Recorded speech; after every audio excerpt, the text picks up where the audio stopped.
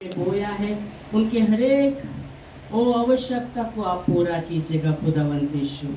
Hallelujah Lord, धन्यवाद देते खुदा, आपके नाम को महिमा, आपके नाम को जला देते। आने वाला समय प्रभु आपके हाथ में देते और जैसा वचन आता है हम प्रार्थना करते, सुनने वाला कान, समझने वाला मन दीजिएगा और आपका वचन हर के जीवन में कार्य करते 100 गुना फल आपकी महिमा के लिए, यीशु मसीह के नाम से आमेन। हालेलुया, प्रेज गॉड, परमेश्वर भला है, आमेन। इस समय हम वचन में देखेंगे परमेश्वर विश्वास योग्य है, आमेन। हालेलुया, विश्वास योग्य मतलब सच्चा है, सच्चा है, उसका वचन सत्य है, आमेन। यीशु मसीह ने कहा तुम सत्य को जानोगे और सत्य ही तुम्हें स्वतंत्र करेगा, आमेन। हालेलुया। अभी हम देखते हैं धर्मी व्यक्ति के विषय में। धर्मी, बाइबल में लिखा गया है कोई धर्मी नहीं, एक भी धर्मी नहीं।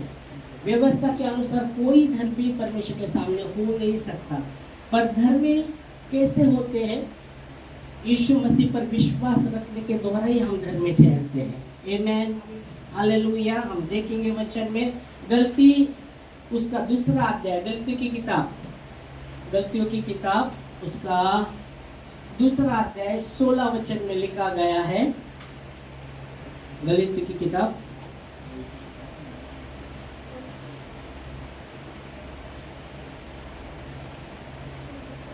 गलतियों की किताब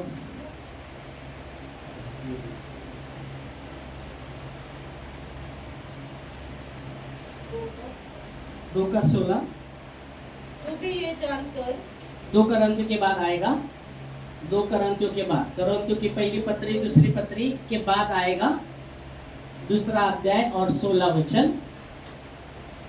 हाँ, तो भी ये जानकर कि मनुष्य व्यवस्था के कामों से नहीं, कि मनुष्य व्यवस्था के कामों से नहीं, पर केवल यीशु मसीह पर विश्वास करने के द्वारा ही धर्मी ठहरता है, आमेन। तो बाइबल कहती है व्यवस्था के द्वारा कोई व्यक्ति परमेश्वर के सामने धर्मी नहीं हो सकता। और बाइबल में लिखा गया है कि कोई धर्मी नहीं है, पर वचन कहता है यीशु मसीह पर विश्वास के ही द्वारा हम धर्मी ठहरते हैं, आमेन। कर्मों के द्वारा नहीं, पर व्यवस्था के द्वारा नहीं, कर्मों के द्वारा नहीं, पर यीशु मसीह पर विश्वास रखने के द्वारा ही हम धर्मी ठहरते हैं, आमेन। हालेलुया, प्रेज गॉड, परमेश्वर को महिमा, आमेन। यीशु मसीह के द्वारा ही हम धर्मी ठहरते हैं, उस पर विश्वास रखने के द्वारा ही हम धर्मी ठहरते हैं, प्रेज गॉड। और खास करके हम देखते हैं वचन में भजन संहिता 34-17 वचन, धर्मी दुहाई देता है और यहोवा सुनता है। स्तोत्र संहिता, मराठी मध्ये स्तोत्र संहिता, हिंदी में भजन संहिता 34 उसका 17 वचन। भजन संहिता 34 उसका 17 से 19 वचन हम पढ़ेंगे। पहला 17 पढ़ेंगे। धर्मी दुहाई देता है और यहोवा वो दुहाई को सुनता है। पहली बात 17, धर्मी दुहाई देते हैं और यहोवा सुनता है। पहली बात, धर्मी हम कैसे बने हैं? यीशु मसीह पर विश्वास रखने के द्वारा हम धर्मी बने हैं। दूसरी बात यहाँ आप देखते हैं धर्मी दुहाई देते हैं, धर्मी प्रार्थना करते हैं और यहोवा वो प्रार्थना को सुनता है, आमेन। Hallelujah, praise God. परमेश्वर जीवित परमेश्वर है और उसका कान धर्मी लोगों के ऊपर, उसका कान उनकी दुहाई की ओर रहता है, amen. Hallelujah, praise God. Bible में लिखा गया है ये स्थान पर जो प्रार्थना की जाएगी उसकी ओर मेरे आँख खुली रहेगी, कान लगे रहेंगे, आमेन। Hallelujah, praise God. और यहाँ लिखा है धर्मी दुहाई देते हैं और यहोवा वो दुहाई को सुनते हैं, आमेन। हालेलुया, धर्मी दुहाई देते हैं और यहोवा उनकी दुहाई को सुनता है, आमेन। आगे, और उनको सब विपत्तियों से छुड़ाता है, आमेन। धर्मी दुहाई देते हैं और यहोवा सुनकर उनको सब विपत्ति से छुड़ाता है, आमेन, आमेन। पढ़ा आपने? धर्मी 34 भजन संहिता 34 17 वचन में हम देख रहे हैं, धर्मी दुहाई देते हैं और यहोवा सुनता है और उनको सब विपत्ति से छुड़ाता है। आमीन। तो धर्मी क्या करेंगे? जब विपत्ति उनके जीवन में, जब तकलीफ आता है, विपत्ति आता है, तो धर्मी चुप बैठेंगे नहीं, ऐसे पड़े रहेंगे नहीं, अरे बाबा विपत्ति क्या करें, हाँ उसमें पड़े रहेंगे नहीं, वो चुप बैठेंगे नहीं, पर वो क्या करेंगे? दुहाई देंगे। धर्मी दुहाई देंगे, वो चुप नहीं रहेंगे, निराश नहीं होंगे विपत्ति में।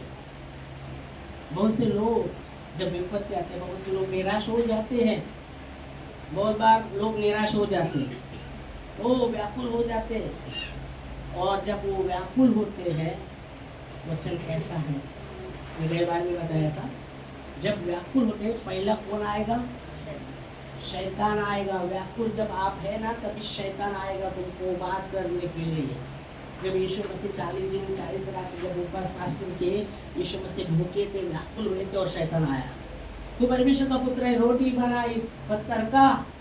तो जब व्याकुल होते हैं तो शैतान आएगा। पर वचन कहता है धर्मी विपत्ति में वो व्याकुल नहीं होंगे, वो निराश नहीं होंगे, वो दुहाई देंगे परमेश्वर को। इसका मतलब देखो धर्मी पर भी विपत्ति आता है और अधर्मी पर भी आता है, दोनों पर आता है। ये समय मत समझो कि धर्मी पर विपत्ति नहीं आएगा, आएगा। धर्मी पर विपत्ति आता है, अधर्मी पर भी विपत्ति आता है, समझना है। इसलिए यीशु मसीह ने कहा दो व्यक्ति मेरे पास आते हैं, एक बुद्धिमान एक मूर्ख। बुद्धिमान आता है, मैं जो बातें कहता हूँ उसके अनुसार वो करता है, तो अपना घर चट्टान पर बांधता है। मूर्ख भी आता है मेरे पास और मेरी बातों को सुनता है, पर वैसा नहीं करता, तो वो अपना घर वालू पर बांधता है। और जब दोनों का घर बांधा गया है, एक चट्टान पर एक वालू पर, वहां आंधी आएगा, तूफान आएगा ही आएगा और दोनों घर को लगेगा। ऐसा नहीं बोला धर्मी का घर को नहीं लगेगा, हाँ, और सिर्फ मूर्ख के घर को लगेगा। यीशु मसीह कहते दो लोग मेरे पास आते हैं, एक बुद्धिमान है जो मेरी बातों को सुनता है और वैसा ही करता है, तो अपना घर चट्टान पर बांधता है। मूर्ख आता है, सुनता है, वैसा नहीं करता, तो अपना घर वालू पर बांधता है। और जब आंधी तूफान आते हैं वो घर को लगते हैं, धर्मी के घर को लगेगा, पर धर्मी का घर नहीं टूटने वाला, क्योंकि उसका जो भी घर का नींव है, जो चट्टान पर उसका घर है, इसलिए वो घर नहीं टूटने वाला। पर मूर्ख का घर को जब लगता है वो टूट जाता है, क्योंकि उसका घर वालू पर बांधा गया है और वो घर का सत्यानाश होता है। तो कहने का तात्पर्य क्या है कि धर्मी पर भी विपत्ति आती है और अधर्मी पर भी आती है। ओके, समझना है, परमेश्वर का वचन को सही समझना। नहीं तो लोग बोलते तुम प्रभु के पास हो गए, कुछ भी नहीं आएगा। पर परमेश्वर यहाँ वचन कहता है धर्मी पर भी ओ, जैसा वचन कहता है धर्मी दुहाई देते हैं, यहोवा वो धर्मी लोग दुहाई देते हैं, यहोवा सुनता है और सब विपत्ति से उनको बचाएगा, आया हुआ विपत्ति से बचाएगा। क्यों? क्योंकि उन्होंने दुहाई दिया है, परमेश्वर का दुहाई दिया है और परमेश्वर ने उनकी प्रार्थना को सुना है। आमीन, हालेलुया। और परमेश्वर उनको बचाएगा। Hallelujah, praise God. परमेश्वर को महिमा, परमेश्वर को महिमा। हालेलुया। तो धर्मी जब उनके जीवन में जब विपत्ति आता है, वो शांत नहीं बैठने वाला, वो निराश नहीं होने वाला, पर वो दुहाई देगा परमेश्वर को, वो प्रार्थना करेगा, दुहाई देगा और परमेश्वर उन प्रार्थना को सुनेगा और उनको सब विपत्ति से बचाएगा। Hallelujah, praise God. फिर आगे बढ़ते हैं। यहोवा टूटे मन वाले के समीप रहता है। यहोवा टूटे मन वालों के समीप रहता है। अभी टूटा हुआ मन क्या है? अभी हमको समझना है कि यहोवा टूटे मन वालों के करीब रहता है। समीप मतलब करीब रहता है। तो टूटा हुआ मन, इसको कैसे पता चलेगा कि ये टूटा हुआ मन है? कैसे बोल सकते कि ये टूटा हुआ मन है? क्योंकि टूटा हुए के मन के समीप परमेश्वर यहोवा रहता है। तो टूटा हुआ मन मतलब क्या है? क्या क्या बोलिए, समझना है। टूटा हुआ मन, क्योंकि लिखा है वचन में टूटे हुए मन वालों के परमेश्वर समीप रहता है, करीब रहता है। समीप मतलब करीब रहता है। तो टूटा हुआ मन क्या, इसको क्या कहते? टूटा हुआ मन, चलो बोलो, जो भी आप समझ सकते हो वो बोलना। ओके, चलो अभी बोलने का समय है, जो भी समझ रहे आप, टूटा हुआ मन। हाँ ओके, बोलो शुरू करो, जो भी समझते हैं आप, टूटा हुआ मन। क्योंकि वो बहुत इंपॉर्टेंट बात है, क्योंकि उनके समीप रहता है परमेश्वर, उनके समीप, मतलब उसके करीब टूटा हुआ मन वाले की। तो टूटा हुआ मन कैसे समझ पाएंगे कि वो टूटा हुआ मन है वो व्यक्ति का, ठीक है, ये बताने के लिए। चलो बोलो आगे, बोलिएगा। देखो आप कितना सीरियस हो गए, टूटा हुआ मन समझ रहे हो, क्या बोल रहे हो, ही नहीं कर सकते, बोलो बोलो, जो भी समझते हैं आप। ये तो टूटा हुआ मन हम पढ़ते ही रहेंगे। ओके, समीप रहता है टूटा हुआ, उसको समझना भी बहुत जरूरी है। टूटा हुआ मन मतलब क्या है, हो सकता है वो, हाँ बोलो, जो भी आप समझते हैं, इसलिए बोलो। टूटा हुआ मन यही है कि जैसे शरीर में दर्द, जैसे मैं आदमी दुख में है, हाँ दुख में, तो परमेश्वर के मतलब करीब दुख जाता में वो रोता रहता है, है। ऐसा। यही है हमको तो वो ठीक है, जो भी समझते हो वैसा, मतलब टूटा हुआ मन मतलब रोता रहता है वो वो। परमेश्वर के करीब जाता है। हाँ हाँ हाँ, क्या परमेश्वर के करीब जाता है। नहीं, प्रवचन के अंदर करीब नहीं, परमेश्वर उसके करीब रहता है, वो व्यक्ति करीब नहीं रहता, परमेश्वर उसके करीब रहता है। वचन में देखो आप पढ़ा, हाँ वचन में पढ़िए, जैसे हमको तो पहले तो और मन लगा के परमेश्वर करीब जाना चाहिए। परमेश्वर हर समय करीब वो उसमें ऐसा नहीं लिखा, नहीं, उसमें से नहीं। टूटा हुआ मन वाला वो उसके करीब जाता है, पर वो वचन कहता है यह वो उसके करीब रहता है, ऐसा वचन है, आप पढ़ो ना बाइबल में। ये दूसरे पाठ में आ सकता है, पर आगे को दूसरे वचन में, पर यहाँ वचन में क्या है, टूटे हुए मन के करीब यहोवा रहता है। यहोवा के करीब वो टूटा मन जाता नहीं, ऐसा नहीं लिखा, वो हो सकता है बाद में किसी वचन में, पर यहाँ हमको ये समझना है कि टूटे हुए मन के करीब यहोवा रहता है, समीप रहता है। मतलब टूटा हुआ मन क्या है, जैसे बोले आप, जैसे बोले वो व्यक्ति बहुत ही व्याकुल है, रोता रहता है। व्याकुल का हमने बोला शैतान आता है, वो शैतान आता है बोला अभी थोड़ी देर पहले, हाँ यहाँ परमेश्वर कहते हैं नजदीक रहते, ये बच्चे तो सुनना पर लेकिन समझ नहीं पाए। समझ नहीं पाए, तो वो टूटा हुआ मन। चलो बोलो, और भी बोलो, चलो हाँ ब्रदर बोलो, टूटा हुआ मन जो भी है आप समझते हैं, चलो अपन क्या वहाँ समझते हैं, टूटा हुआ मन। तो परमेश्वर के लिए उसको कुछ दौरा पहुंचा उसको, इसलिए मन उसका टूटा। परमेश्वर के लिए कुछ दौरा उसको पहुंचा, तो उसके लिए परमेश्वर के लिए उसको ऐसा दौरा समझ गया, बोला मेरे परमेश्वर के लिए कुछ प्रॉब्लम। परमेश्वर के लिए हाँ। मतलब परमेश्वर के लिए मेरा जिधर हो गया गलती, तो हाँ। उधर परमेश्वर ने कुछ नहीं किया, हाँ हाँ ओके, इसके लिए मेरा मन टूटा। ओके, तो आपका जो गलती हुआ वो हाँ। रहा, वो परमेश्वर कुछ नहीं किया, तो आपका मन टूटा। हाँ। ओके चलो, बोलो कितने ध्यान हाँ। रखते हैं। बोलेगा जो भी हम समझ। कोई व्यक्ति किसी परिस्थिति से हार जाता है, हार जाता है, तो मतलब जैसे संकट कुछ आता है, तो वो परमेश्वर को पुकारता है, पुकारता है। है ना? तो हम ये नहीं कहते कि परमेश्वर दूर है, इसी वचन से पता चलता है कि परमेश्वर कहता है कि मैं तुम्हारे इस परिस्थिति में भी नजदीक हूँ।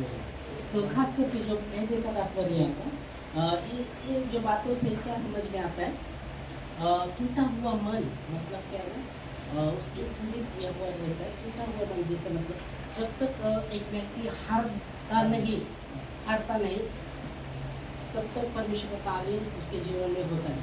ओ जैसा उदाहरण के लिए आप वचन में देखते हैं, एक 12 साल से एक लेडीज है जिसको लहू बहने का बीमारी है, और 12 साल से उसका लहू बह रहा है, और बहुत से वैद्य के पास, डॉक्टर के पास गए, पर उसको कुछ फर्क ना आते हुए उसका जो भी पैसा था सब कुछ चला गया, और वचन कहकर और भी रोगी हो गए, सब कुछ अभी कुछ नहीं है। सिर्फ वो उसने यीशु मसीह के बारे में सुना था, और उसके मन में उन्हें ठाना कि मैं उसके वस्त्र को छू लूँगी तो ये बीमारी से मैं छुटकारा पाऊँगी, उसके मन में। तो यहाँ जब वो पहला जैसा वचन में आप देखते, वो उसके पास पैसा था तो वैद्य के पास गए रहेंगे, कोई क्या बोला रहेगा वो किया रहेगा, उसने जो भी जो भी लोगों ने बोला रहेगा वैसा वो किया रहेगा, पर उसको कुछ भी फायदा ना होते हुए उसका जो बीमारी और भी बढ़ गया।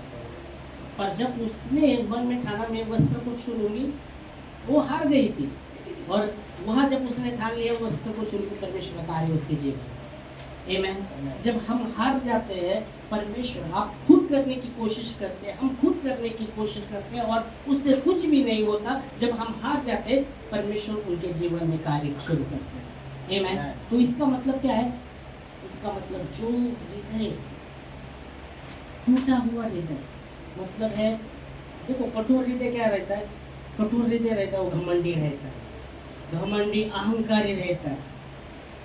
हृदय जो कठोर है वो टूटा हुआ हृदय नहीं रहता है, घमंडी अहंकारी रहता है। हाँ मैं कर सकूँ, मैं करूँ, हाँ मैं करूँगा अपने अपने।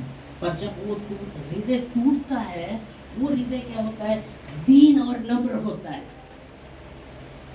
मतलब टूटा हुआ हृदय किसको दर्शाता है? दीनता को और नम्रता को। टूटा हुआ हृदय नहीं ना, वो घमंड को दर्शाता है, अहंकार को दर्शाता है।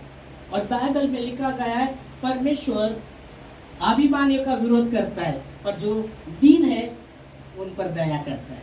आमीन। तो टूटा हुआ जो हृदय है वो दीनता को और नम्रता को दर्शाता है, और जो हृदय दीन है, टूटा हुआ है, मतलब वो दीन और नम्र है, उनके करीब यह हुआ रहता है। आमीन। हम देखेंगे वचन में जब हम देखते खास करके जैसा वचन में हम देखा टूटे हुए हृदय के एक समीप वो रहता है। याकूब उसका 4 अध्याय और 6 वचन कहता है वो अनुग्रह करता है, और भी अनुग्रह करता है। इसलिए लिखा गया है परमेश्वर दीन पर अनुग्रह करता है, पर अभिमानी का वो विरोध करता है।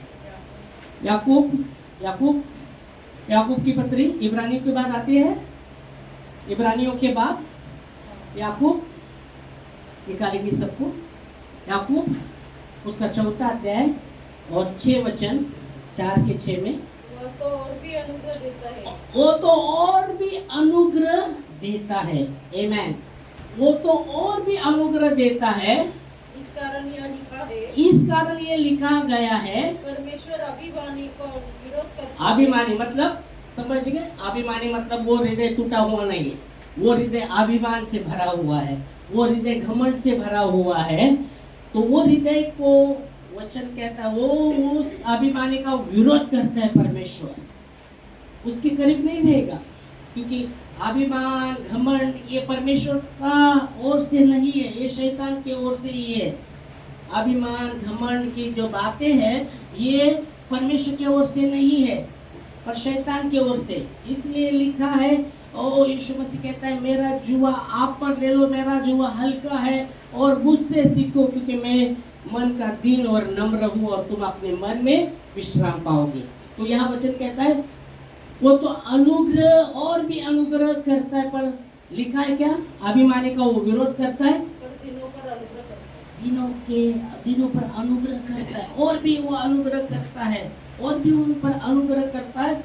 इसलिए लिखा है कि परमेश्वर अभिमानी को विरोध करता है, पर जो दीन है उस पर अनुग्रह करता है, मतलब उसके समीप रहता है, उसके करीब रहता है। और इसलिए हमें अभिमानी नहीं, हमें घमंडी नहीं, हमें दीन और नम्र बनना है। आमीन। हालेलुया। जो हृदय दीन और नम्र है उसके करीब परमेश्वर रहेगा।